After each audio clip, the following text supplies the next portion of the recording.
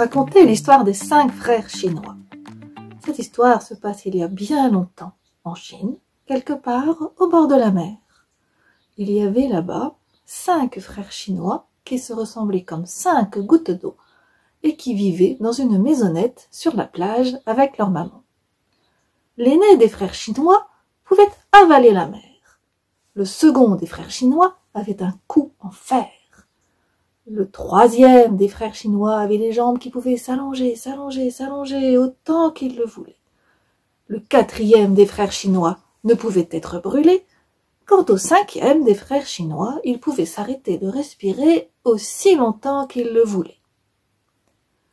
L'aîné des frères chinois, tous les matins, allait à la pêche.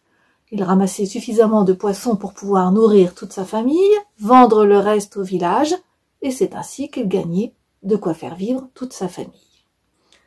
Chaque matin, au retour de la pêche, après avoir vendu tout son produit de la pêche au village, il rencontrait sur le chemin du retour un petit garçon qui lui posait toujours la même question. « Dis, tu m'emmènes à la pêche avec toi ?» Et l'aîné des frères chinois, à chaque fois, lui répondait « Non, je ne t'emmène pas, je ne peux pas, c'est impossible. » Et chaque matin, le même scénario se répétait. Et chaque matin, l'aîné des frères chinois disait « Non, je ne t'emmène pas. » Et un jour, à force d'entendre le petit garçon tous les matins lui répéter la même question, « Dis, tu m'emmènes à la pêche avec toi. » L'aîné des frères chinois a dit « D'accord, demain matin, si tu veux, je t'emmène à la pêche avec moi. Mais à une condition, il faut que tu me promettes de m'obéir en tout et pour tout immédiatement. » D'accord, a dit le petit garçon. Oui, super, je viens à la pêche avec toi. D'accord, je t'obéirai, je te le promets. Le lendemain matin, l'aîné des frères chinois et le petit garçon partent au bord de la mer. Avant de commencer à pêcher, l'aîné des frères chinois a dit au petit garçon, tu te souviens, tu m'as promis, tu m'obéiras en tout et pour tout immédiatement. Oui, oui, a dit le petit garçon, je te promets. Alors, l'aîné des frères chinois a ouvert grand sa bouche et a avalé la mer. Et là où normalement il y a l'eau, eh bien, ça n'était plus qu'une grande étendue de sable avec les poissons qui gisaient, les crevettes, les coraux, les coquillages, les algues. Oh, le petit garçon n'en revenait pas de tous ces trésors qui étaient étalés là devant lui. Il a commencé à remplir ses poches de très jolis coquillages, jaunes, rouges, avec des algues de formes variées. Et il n'arrêtait pas de s'éloigner encore un peu plus loin à chaque fois vers le large. Pendant ce temps-là, l'aîné des frères chinois ramassait tous les poissons dont il avait besoin. Quand il a eu assez ramassé pour la journée, il a commencé à faire des signes au petit garçon. « Reviens, reviens !» Mais le petit garçon faisait celui qui ne voyait rien. Et il continuait à s'éloigner et à ramasser ses coquillages et à admirer le monde qu'il découvrait ainsi pour la première fois. L'aîné des frères chinois, qui ne pouvait pas parler vu qu'il avait la bouche pleine de la mer, a dit avec ses mains, « Reviens, reviens !» Et le petit garçon faisait celui qui ne voyait rien.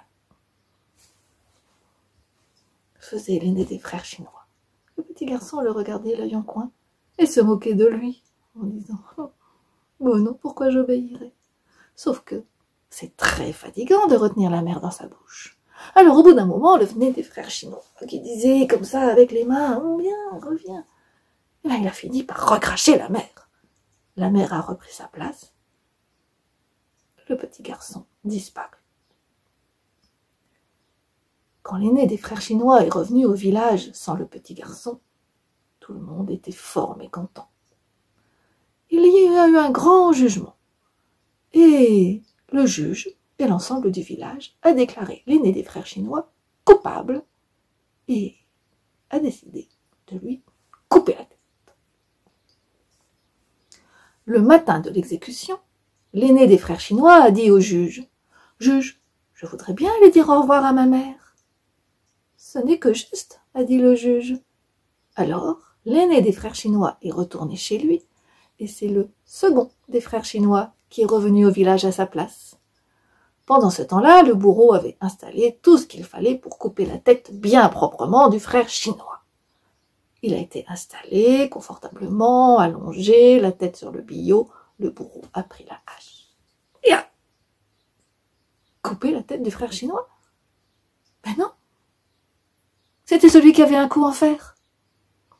Le frère chinois s'est relevé et il est rentré chez lui. Et il fallait trouver un autre moyen de punir ce frère chinois.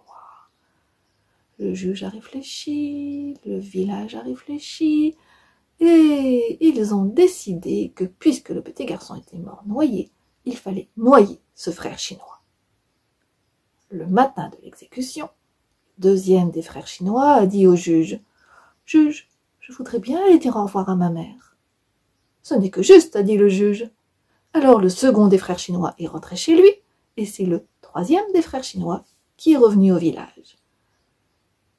Les marins l'ont fait monter dans une barque, ont ramé jusqu'à ce qu'il soit suffisamment loin pour que la mer soit très profonde et ils l'ont jeté par-dessus bord.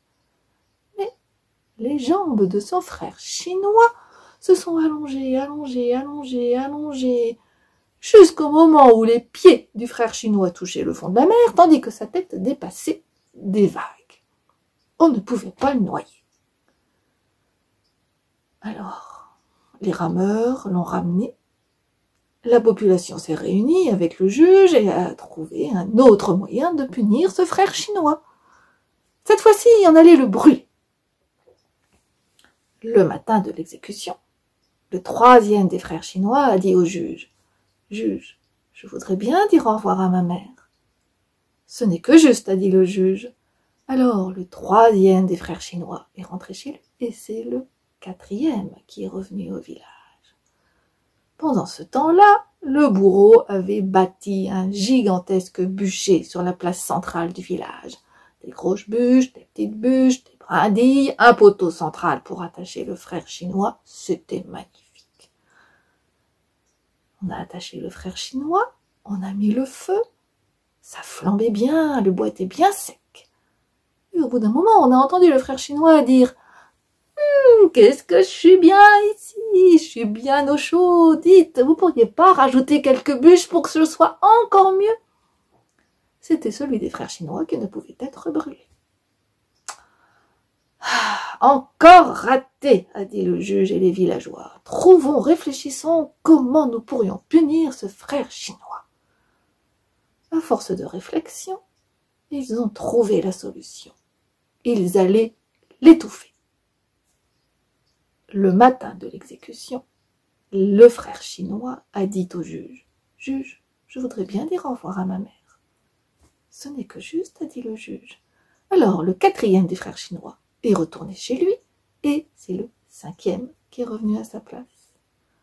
Pendant ce temps-là, les villageois avaient préparé le four à pain, celui qui sert toutes les semaines pour cuire tout le pain du village. Ils l'avaient rempli de crème chantilly bien fouettée, bien lisse, un vrai délice. Ils ont plié le frère chinois comme ils ont pu, l'ont poussé, l'ont tiré, l'ont rentré dans le four, ont continué à bourrer de crème fouettée, jusqu'à ce que vraiment il n'y ait plus de place dans le four.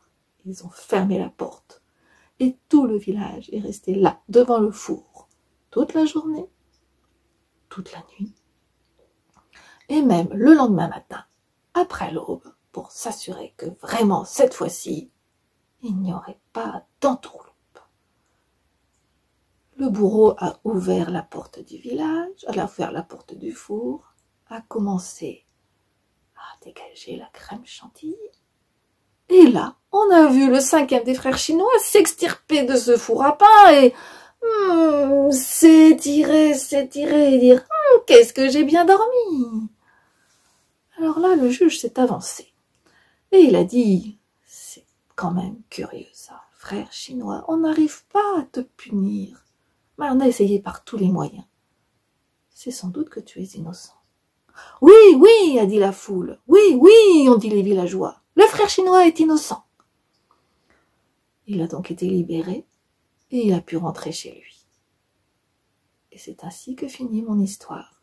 Je suppose qu'aujourd'hui encore, ces 5 frères chinois vivent bien tranquillement avec leur mère dans leur petite maisonnette au bord de la mer.